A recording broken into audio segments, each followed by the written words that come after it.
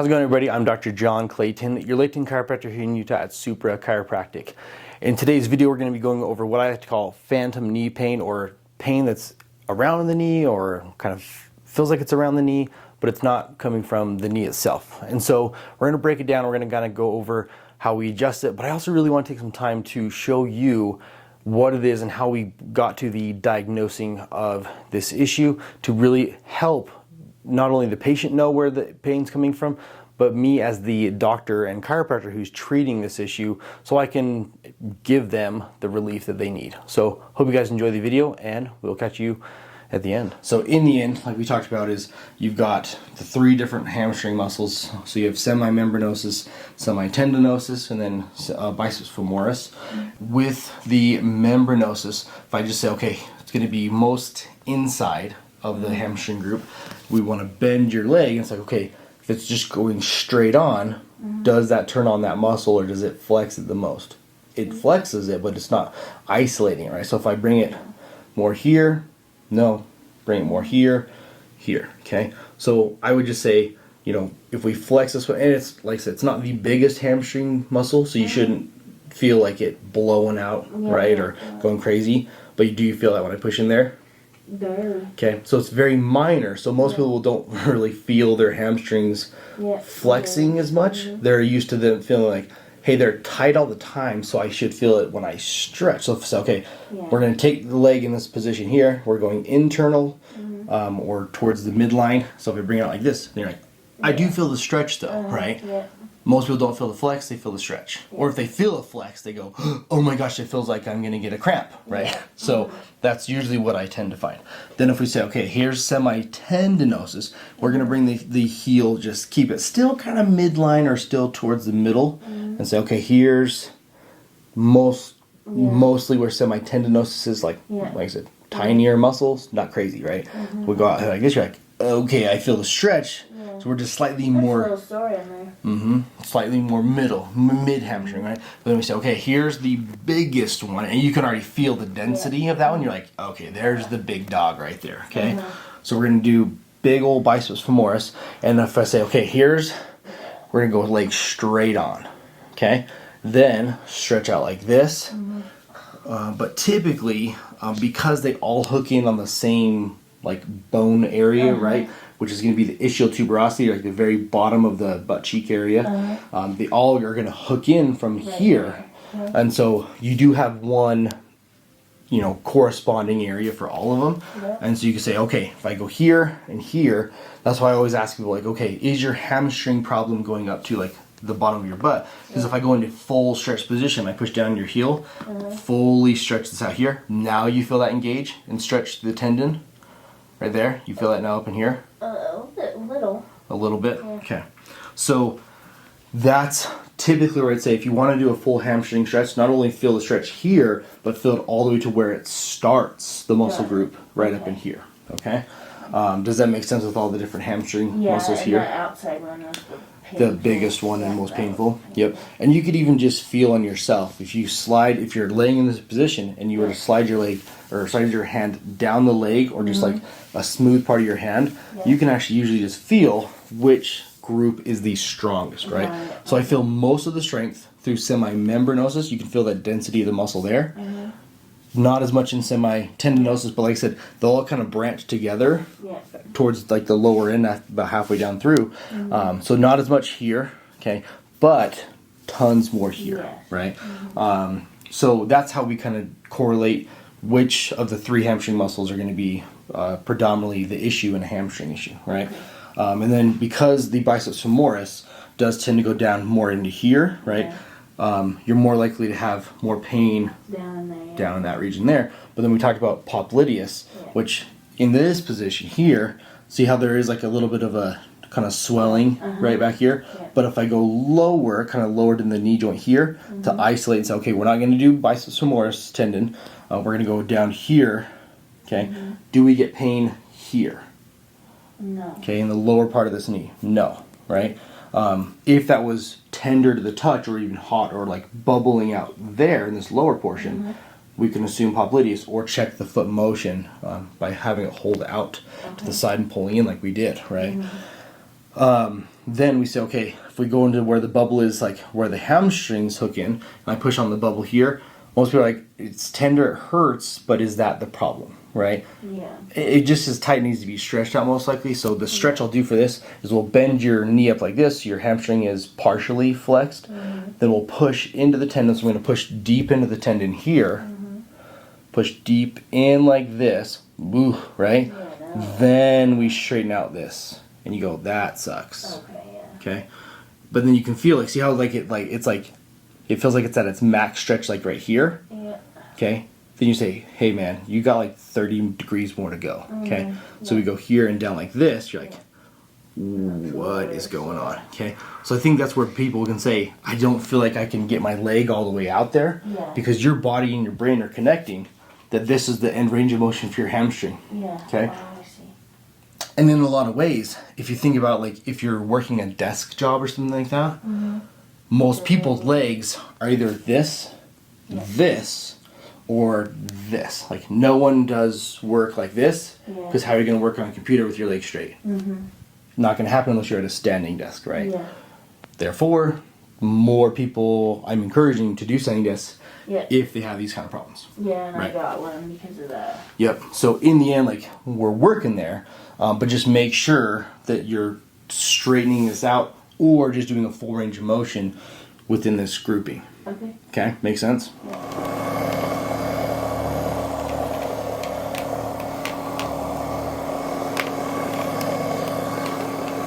My low back's Been tight. More so like in here, down. the lower portion. Okay. Yeah. And that's a big question when people will come in too. It's like, okay, yeah, the question that people ask mostly when they come in is, it's like, hey, you know, we've got the low back here, and then it's like, okay, that's going to be mostly spinal, right? Yeah. Then they say, okay, it hurts my hips. It's like, okay, hips or hips? They go, which one's which? I'm like, well, technically, anatomically, hips are here, right? Yeah, and I feel it there. And so typically it's like, okay, if I got pain here and I got pain here, Yeah. what's our correlating muscle for that area, right? Okay. So That's where I have pain. the correlating muscle for back of the hips here, okay, or like the lowest part of the low back before you hit like the glutes and the pelvis area, is actually going to be your glute muscles, okay? And so if we say, okay, you've got the triangle bone, kind of your pizza bone right here, okay, the sacrum, and then the whole entire iliac hip, you know, muscle here, or ilium. So we go here, we do the hip bone or the femur where it hooks into the pelvis here. There's going to be a little nub that comes off the side of it. So if you were to say, okay, here's the hip bone here, there's a little nub that's here, that's where the glutes hook into. Yeah. Okay? So the greater trochanter is the fun medical word of the day. Okay. The greater trochanter is where the glutes will hook into. They go kind of a cross position like this, and then they hook in right around that border of that sacrum right there. Okay, and so what they're going to allow you to do, okay, is the gluteus medius, or the highest one, does the hip abduction and moving it further away. Okay, so it goes out like this. Okay, for the upper glute. Okay, glute max. Okay, this is the other important one too, where people are like, well, is it hamstring or is it glute? They kind of work together, right? So if I say, okay, we do this position here, okay, we bring your leg up like this into flexion, okay, we lift up your leg from this position here, there's glute max, okay, gluteus maximus, okay. The other weird one too that also can correlate, but it's typically going to be in your sciatica type issues, is we find like that butt bone right there where the hamstrings hook into, very close in vicinity, you go about up an inch and then like over an inch right here, and then straight downward pressure. I like to just use my elbow, right? So that way you're not going to get anything sketchy going on here. So elbow straight down, but then my angulation is also going towards this hip here. So we push straight down. See how tight that is? Even just from the get-go? That's not even with the muscle in a flexed position at all, right? Because that wants to, same thing, ignite here. See how that even starts getting tight from that position there? Okay. Then, if we say, okay, piriformis is an internal rotator of the hip, internal rotation is there. Okay, see how it's not bad, right? No. It's tight, but it's not bad. It should be tight, right? That's its job. Okay, so then we say, okay, go external. Boof, right? That sucks, right? And so in the end too, is it a hamstring issue, or is it also a pelvic floor or pelvis muscle of the posterior side of the hip or the back side of your hip, right? And typically, that's why I asked that question of, is it a hamstring issue? Does it feel like it starts up here or like in the glute region and then radiates down into the hamstring? Because that's a sciatica type situation, okay? But you said, okay, it's more here and then it goes lower. So you say, okay, well, now we can rule that out. Okay. Concentrated in that center. Yeah, and that's where a lot of people get confused too, because they'll go like they'll be like, oh, it's a hamstring issue, but it's like, but it starts up here. How can it do that? I'm like, that's sciatica. And then I've felt sciatica before, where it feels like electricity just goes. Shooting down, and it's like stops right here. Yeah. So exactly. So if you felt the two, you can tell the difference typically. But most people, if they had it for the first time, they're like, well, tell me what it is. Oh, it's this, right? Yeah. Okay, so I felt it when I was driving in the car, and then it went away, and then I have had piriformis syndrome, which is just across, and that's slowed down. Correct. And so when people ask, like, well, how do I prevent any of these muscles in here from being tight, the gluteus medius, maximus, or piriformis?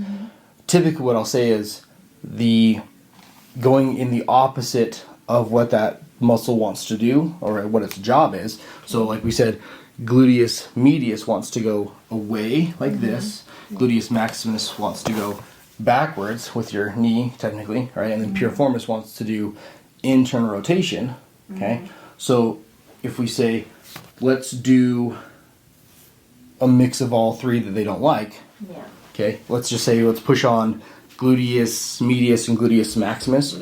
Cross your ankles over each other. Feel like it gets tighter, okay? So what I tell people is, if you have a muscle that stays tight like all the time, like if you walked around with your biceps like contracted for most of the day, okay, then you will have problems in them, right? You won't be able to extend the muscles into full range of motion, right? And when people are like, well, don't you want to be tight? It's like, no, you want to have full range of motion in every part of your body, okay, but not too much, just the right amount, right? So in the end, with any kind of issue that could stem from up here and then work its way down, I always just tell people, don't cross your ankles, okay? And you think that's... Yeah, crossing ankles, or doing like, so most females will do like one of these guys, like this, and cross their knee over, okay? Think about how much worse that is, okay? Because not only are you saying, okay, the gluteus maximus wants to do your hip going backwards, but then you think about, because of the connection to glutes and hamstrings, ischial tuberosity, you're moving this further away, right? So if I said slide over towards me a little bit, okay, and then take your knee and drop it off the table like this and let it hang down, okay, that's technically going to put more strain. See how tight your hamstring is there? All the way across. Every single hamstring group is now tighter because your knee is now in front of your hips. Okay? So now bring it back in. So that position exactly when it's more so a female trait or sitting position, just due to, that's just how standards are typically, is, say, hey, keep your legs together and then cross your leg over so you don't expose anything, right? So in this case, it can develop more issues down the line, okay? So that's the other part we got to consider and go over too, okay? Does that all make sense then? Okay, perfect. So a lot of these issues that we address, the simplest fix for them is just an awareness of posture, and then just fixing what postures tend to lead to more issues. Okay? So, but all great questions. But we're gonna, we'll kind of focus on all through here, and then just see if we're getting that issue through the tibialis anterior towards the shin as well. Okay? So because I'm crossing my ankles and sitting, I do sit like that. That's where pain is in here, and then it's like in here. Yeah, because of the correlation of because you're just stretching where the anatomy is. Yes, yeah. Because if you think about if you're telling the muscles to tighten, a muscle that tightens or contracts will shorten, right? So it'll get shorter. So your gluteus medius will go from here and then gets tighter here. So technically, you know, move this leg further away, like kind of slide to the side. Okay, see how now it gets shorter and then it sticks out more because it's contracting, right? Just like when you flex a bicep, it looks huge, but it sticks out of your arm, you know, if you have a good one, right? So same thing here, the muscle will contract and shorten, but then it will look more dense. Okay. That's just how muscles, that's the whole contractibility factor of muscles. So then if we say, okay, if you have to contract a muscle together, you have to take the opposite ends of it to bring them closer together, okay? So therefore, if it hooks in right by your SI joint, okay, and I say, now put your muscle into a full like stretch position, cross your ankles over each other, you should feel your SI joints tighten. Yeah. Okay? Because you're trying to pull, when you're putting in this position, you're pulling them further apart from each other because it's saying, hey, no, we're not contracting the muscles, but we are stretching them. And so when people go, man, I work all day at a computer and my back kills or my hips kill back here, why is that? And I go, well, how often do you cross your legs? And they're like, oh, never. And I'm like, okay, after today, go leave and go figure it out. And, you know, because in the end, it's like the last person you want to blame is yourself, right? But in the end, it's like if the person to blame is yourself, you can fix the issue and get rid of the pain yourself. Why would we not want to do that, right? Exactly. Yeah. No, you get rid of it for me. It'll keep coming back until you stop crossing your legs. Okay. So stop crossing your legs. It'll get rid of the tension in here. Therefore, like when we talk about if there's pain during hiking, right? The time when you need to use your SI joints the most, what I'd say is walking uphill, right? Because if you talk about your pelvis back here, okay, and you go to lift your knee up, okay, your pelvis needs to do its full range of motion in the SI joint, right? Rocking backwards and forwards through that whole entire range of motion as you're lifting your leg up to then step to the next place, okay? If you can't even do that, think about how much you're going to limit down the chain from there as well. So limitations work forwards and backwards, right? Like we talked about, it can be from the feet and how you're walking in the first place, but if you're limiting or have limited range of motion in the actual joint up here at the top of it, that could also work to get you as well. So you have the full Oreo effect. You're getting it from the cookie here, you're getting it from the cookie here, and then your problem presents here. Okay, so it's the perfect storm. So we love it. We love it. So, okay, all great questions though. So awesome. So we're gonna run through the ribs on you. So take a deep breath in, all the way out. Deep breath in here, all the way out. Oh, there they all are. Holy smokes.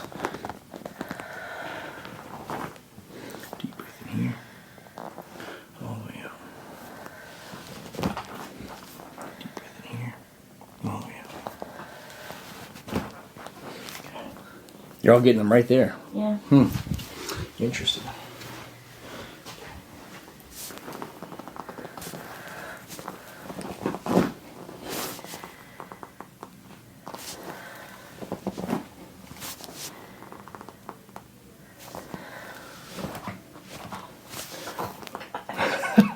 Squeeze all the stuffing out of you, I guess. My goodness, everything's tight. At least we got that big one to move up there. That's a culprit right there. Deep breath in here, all the way out. Deep breath in here. Everything's tight.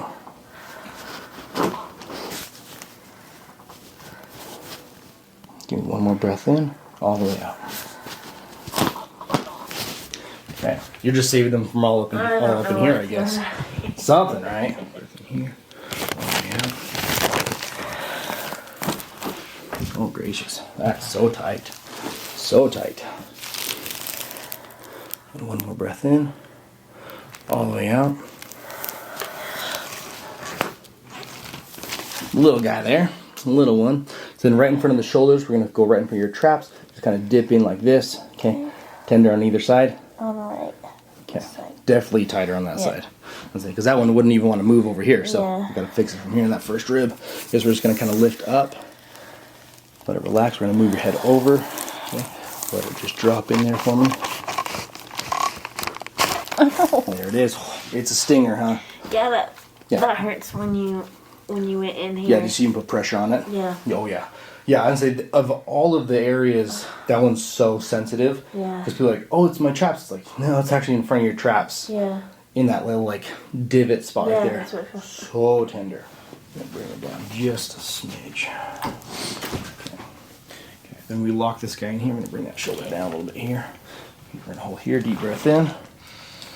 All the way out. Let it relax.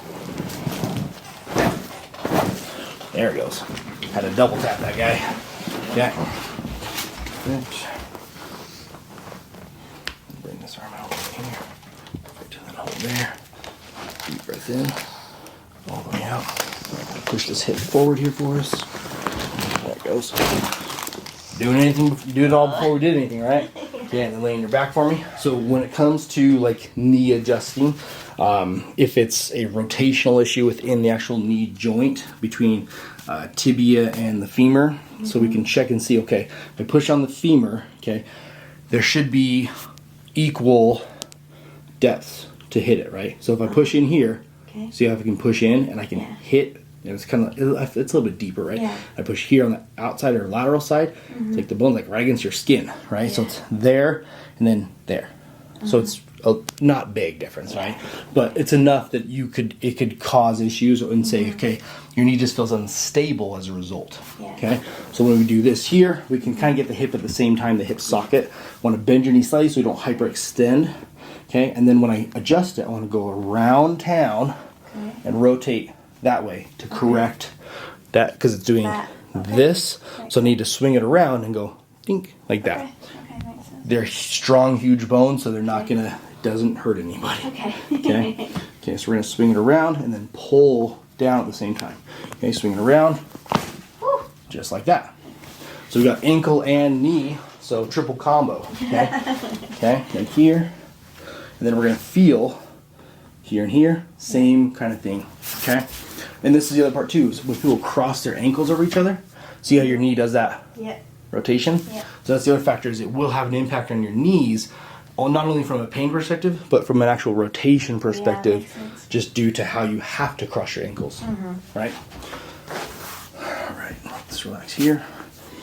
Like, in theory, just don't cross your ankles. Yeah. So let this relax here. Go up and around, just like that. Big crack. Big cracks, huh? Yeah.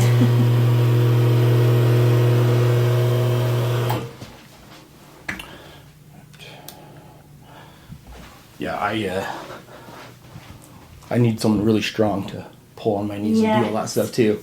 So, okay. Okay.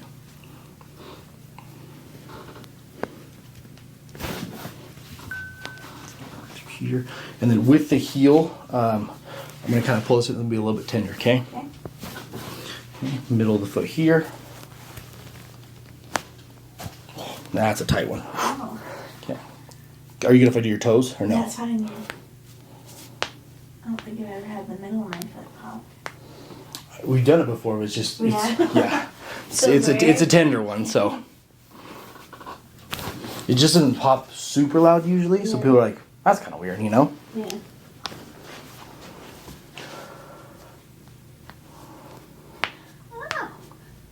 Yeah, it's a tender one. Oof. Yeah, that sounds a little bit more tender.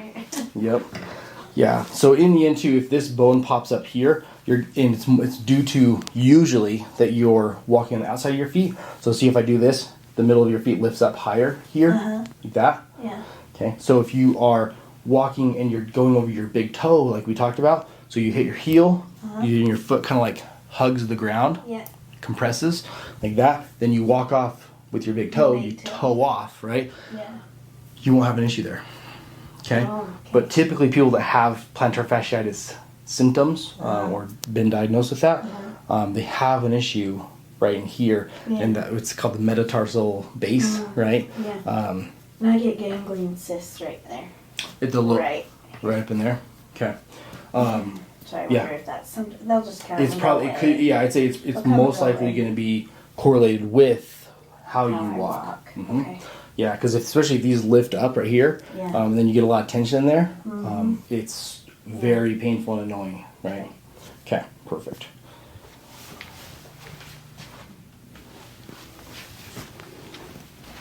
Okay, so I'm going to bring this arm out here like this. Let it relax for me here. Go to the side.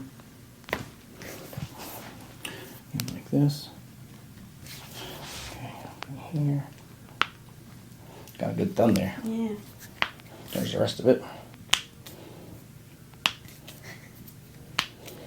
I can't ever get my fingers. I gotta bring the muscle in to get these guys. Holy smokes.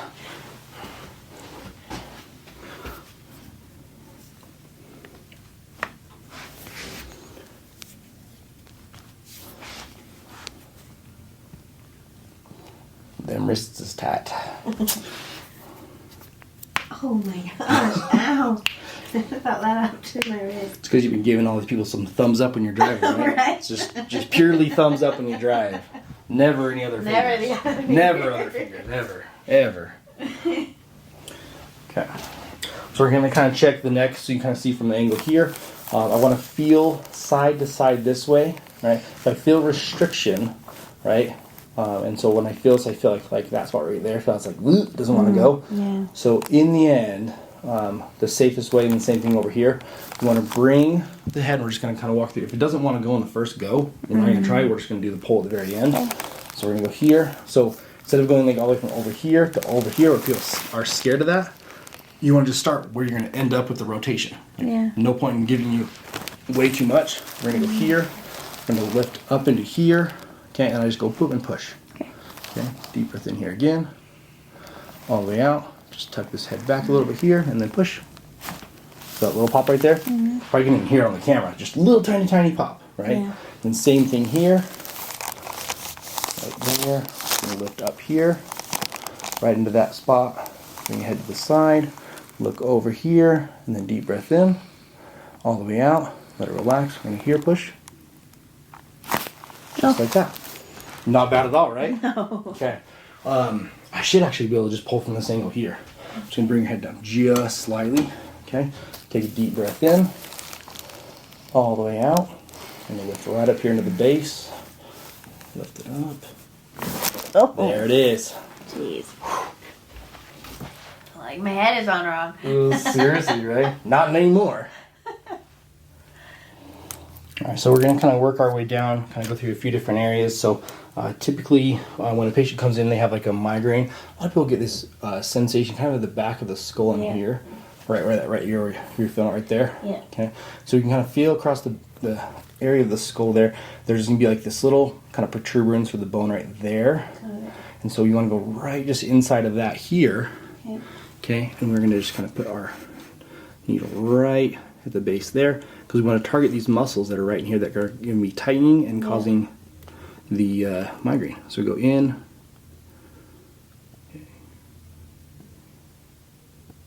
Just like that. Okay. So not super deep, about 10 to 15 millimeters into the area, and then we just let it decompress from there.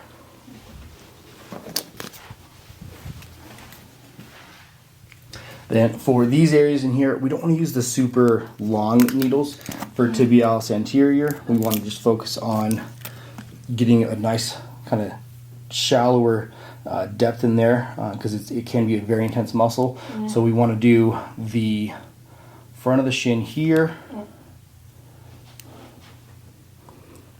We're just going to kind of angle down with the muscle here, a little poke.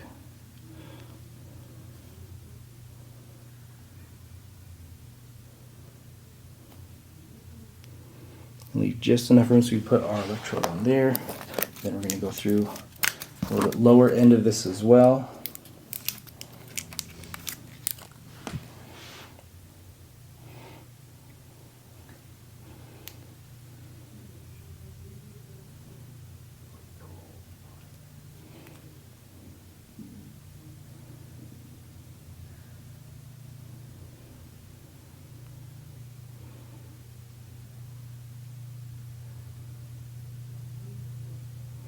Just like that.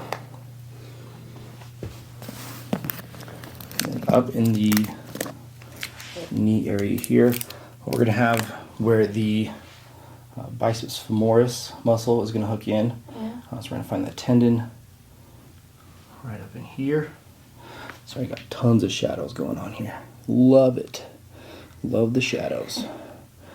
Let's see. This room is not set up for lighting very good. Yeah. Okay, so we're going to go right here into that tendon of the biceps femoris. That is a tight one. Right. And then we're going to go through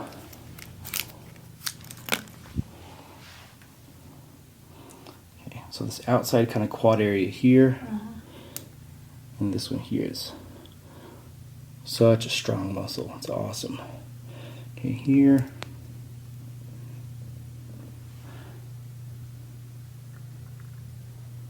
Just like that. And that one went down and just kind of contacted the bone a little bit there. Probably just because I haven't been to the gym in a minute. And I did those. Yeah, and that's And I get sore not the next day. Mm-hmm. 2 days after. Day.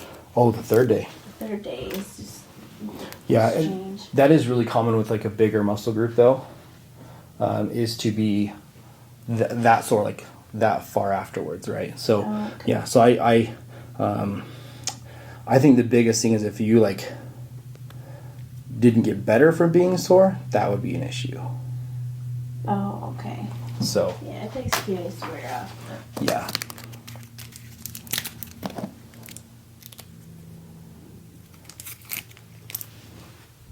So I need to fix my feet posture, probably my back. Mm-hmm. So I think I do a tilt, anterior tilt. Yeah. Is that how it's called? Most people so do. I'm trying to pull my hips under. Yep. When I walk, and that I know that helps the back pain. Oh, 100%. I felt my back pain go down when I've started to walk like that. Yeah, It 100%. just feels weird. But I knew I can definitely know it. Yeah, no, that's a really common issue because so many people are sitting mostly, and so they do have that predominance to have that anterior pelvic tilt and have tight hip flexors. Yeah. And so working on a posterior pelvic tilt is always going to be a strong benefit to you. Yeah, okay. So what exercises, or just like maybe 3 exercises that I can do to strengthen? Fix my forearm, the hamstrings, and my knees and my calves. Knees, calves. I would say different squat variations, but also because of the stuff you're dealing with, I would say focus on actually changing the like inclines of what you're squatting on. And so it's like do like use a bench at the gym where you'll like, you know, lift one leg up and then go on it there and then like come back off of the bench and then go and do like a one-legged squat, right? So do tons of different variations like of a movement. And if you want to stimulate the most areas, like it's like, hey, what's the best exercise for, you know, quads, hams, calves, you know, and the muscles that correlate with the feet, I would just say do squats because it uses all of them. Yeah. So. Regular squats kill my back, like my lower back. And I don't know if it's because I have that curve in it.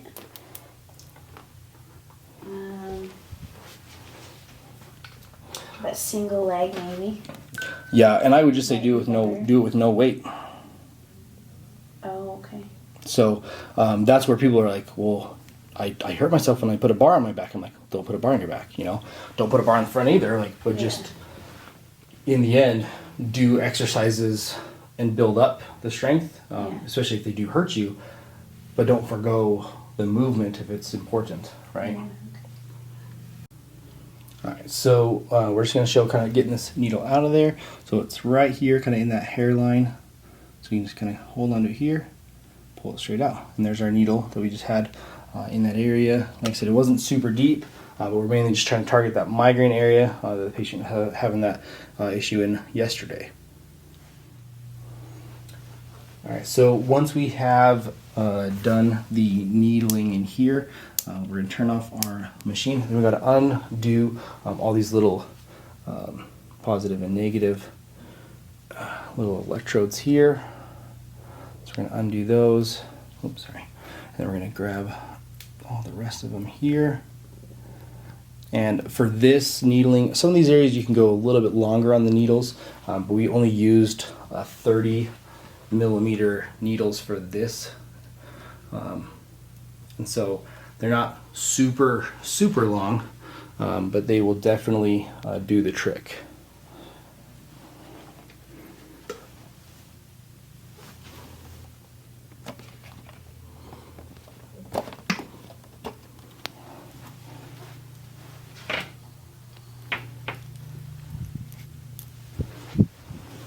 So now with these, we're going to pull the ones out of the tibialis anterior, and so usually you can just kind of hold on to it, lift it straight out, and then there is the needle there. It's not super long, so you can get a focus on there.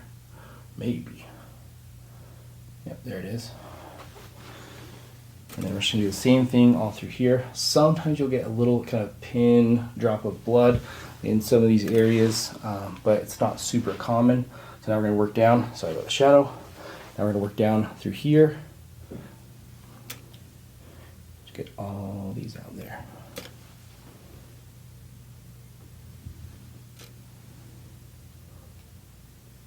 Just like that. And if there's any red fluid that comes out, then you just get a little cotton ball, put it on there, call it a day. So the last thing we're going to do through here is we've got that fibula, which is right next to the tibialis anterior. So you just want to show what it looks like when you adjust this. So you're not going to hear the bone pop either here or here, but you're going to hear this little table pop down like that to help initiate force through the joint and the bone to adjust the fibula. So we're going to go here. I'm going to kind of cup it right here with my palm. You're going to push on the table like this. I'm going to push straight up that way to get it to lift up like that. Here, repeat, and then repeat. Okay, so that's how we can adjust the bottom of the fibula or the lateral malleolus area. And then we're going to do the same thing up in here. We're going to come to the top here.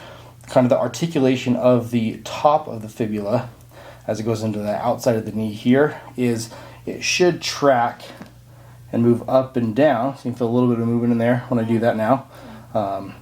Thank goodness we got that tibialis anterior to let go a little bit, right? So the angulation is it kind of goes up and backwards when you lift up the foot, or it should. And so if it goes up and backwards too much, then it creates this knee pain back in here where she was experiencing it by the biceps femoris. And so I always say it's the knee pain that's not knee pain because it's coming from the fibula. So we want to set this, we're going to slide this up just a hair, and we're going to put pressure kind of down, but then also kind of angled towards her shin bone here, just like that. So it's a little bit of a stinger, but this is how we get that fibula to adjust. Here again. Okay, sorry if it's loud for headphones. Just like that. So what I'm doing, I'm going to show you with my little activator, is I'm doing this here, like that, or if we're doing down here, we're doing that. So that's two different ways you could do it if you don't have one of these little drop table things, but that's how you adjust a fibula.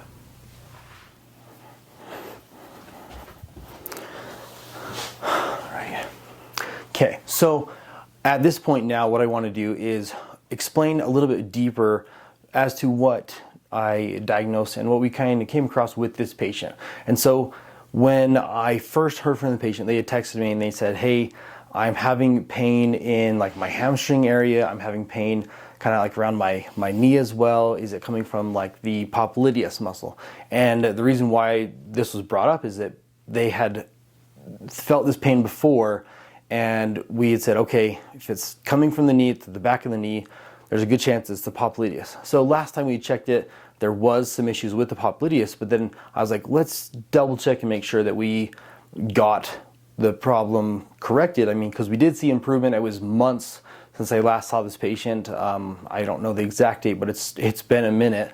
And so the cool thing was, it's okay, the problem's back, so let's improve on what we did last time. So the patient said, okay, I have pain and it's going to be on the outside of the knee, right through here. So this outer part of the knee, and what would cause this? Is it the popliteus, because that's where it hooks into in the back of the knee? It's on that outside or lateral side of the knee. Is it that causing it? And so that's why when you saw in this video, we broke down, okay, here's the popliteus, here's the hamstring muscles, the semimembranosus, the semitendinosus, the biceps femoris.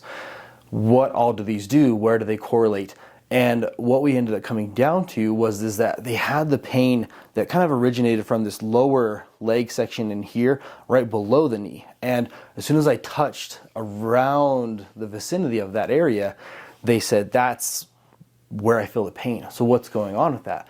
And we were able to kind of bring up in that part of the video that yes, there is going to be a correlation between the hamstrings and how tight they are, because the biceps femoris tendon hooks in right down the leg here into that area right by this fibula bone, right?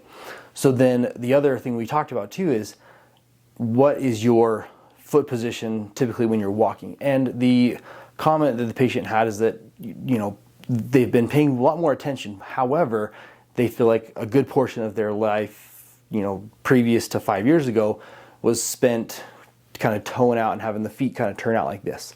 And that's a big issue that I see with most people, is that they have hip pain, they have sciatica, they have a ton of issues in their feet themselves because of just the way you walk. And so when it comes to breaking down the anatomy as to what is causing the problem, we also have to look at not only the bottom end of the problem, but also the top end. And so because the knee is right in the middle of the hip and then the feet, we can look at both of those and see. So when the patient expressed that they're having pain when going hiking, and it's only on the incline or going up when hiking, we're able to associate, okay, what muscle movements are going to be most aggravated during that motion. And so what we found is that when the patient is taking a step to walk to a higher elevation or incline, they have to bend their knee up, obviously, to get to there, but then their foot is going to be pressing from here, and so they will have a lot of stress that goes up through the front part of their shin. And then the patient expressed, I get shin splints. So what's the correlation from shin splints to, you know, knee pain, to only getting them when I, you know, hike and go uphill? And so what we found is that because the patient is not contacting the foot properly, because there's 3 steps to the gait or walking phases, and that's that your heel hits first, that the middle of your foot then hits second, and then the toe, the big toe in specific, is supposed to toe off and go forward. And so the patient expressed that, yeah, very minimal amounts of their heel were touching the ground, but most of the pressure was being felt kind of in that knuckle area right before the toes. And so because this is the case, a lot of that strain and stress that's supposed to be absorbed by your heel, the calcaneus bone, it's actually going into the area right below the toes, which is called the metatarsals, right? It's kind of these finger joint areas, but for the feet. And so when you're getting a lot of that pressure through there, then the next part of the anatomy as it goes up is going to be tibialis anterior.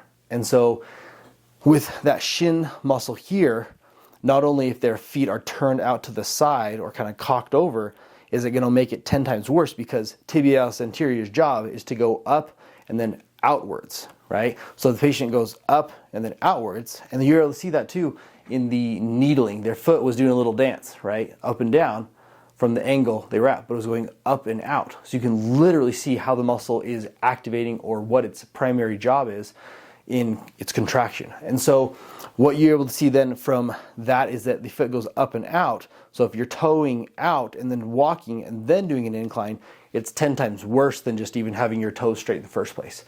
So really what it comes down to is, we said, you have to correct your feet position, right? And this is one of those parts where it's like, you know, do I have the opportunity as a chiropractor, as a business owner, as someone who specializes and has all this knowledge in these things? Is that an opportunity to say, okay, well, based on it being a foot issue, you need an orthotic. You need, you know, a different brand of shoe that sponsors me. It's like, no, absolutely not. you have a brand new pair of shoes that you just bought. Let's break them in correctly. Let's now teach you, because they're a fresh pair, let's try and wear them correctly, right? Not wear something in them, not, tie them a certain way. It's like, just wear the shoes the way you've already worn them, but let's make sure you're paying attention to what you're doing, and that way you can break them in correctly, but also have less pain. So in the end, these are not opportunities when you're giving someone some advice as to what it is they should do to sell them on something that they don't necessarily need, right? I always say the best way to go about treating an issue like this is, first of all, identifying the things that are cheap, easy, and free that are causing it, such as like crossing your legs, right? Torquing the knee, rotating it, right? Walking with your toes outwards. It's kind of duck walking, right? Things that you can fix for free, let's do that first. And if that doesn't work, yes, we can look into other options. But pretty much most of the case, we're gonna see some sort of resolution from just doing the simple things like that. So in the end, we were able to go through and identify what all the different things were. We did identify that the glutes were tight, that it was putting tension in the SI joints because of where the glutes hook into the SI joints, but only by doing the walking motion does she really feel the pain. And so because there's a limitation of the joint movement in the SI joints caused by the glute tightness, then we were not able to have a lot of relief, or the patient hasn't had a lot of relief in those SI joints until we adjust them and give them more of that movement. But in the end, they're gonna have to start working on foam rolling the glutes, anything like that when they're at the gym, to further loosen up kind of the posterior backside of the hip areas where the glutes are. So there's kind of our full encompassing view of the anatomy that we went through in this video, and I hope it's helpful. So we're gonna just do our closing part right here. But when it comes to these issues, this is why I love what I do, is that we are able to take these issues that they saw and said, okay, here's all the different problems that's coming from this, but here's all the things we can do to fix it, that the patient did not pay to get something to put in their shoes afterwards after this visit. It's like, now is your homework to go and fix these things, and if I don't see you for a year or 2 or 3, that means we fixed them, right? So that's what I like to tell people is, no news is good news, and if I don't see you, that typically means that we found the problem, because most people at that point, if their problem is fixed, they don't feel the need to come back in. Pain is the big driving factor that brings a lot of people to chiropractors in the first place. And if you keep them in pain, they tend to keep coming back. So most of my patients, don't really come back that often because they're not in pain anymore. So now we're kind of do our usual wrap up of the video, but I'll stand back up for this part so you don't have to stare at me sitting in a chair. So we'll see you guys in just a sec.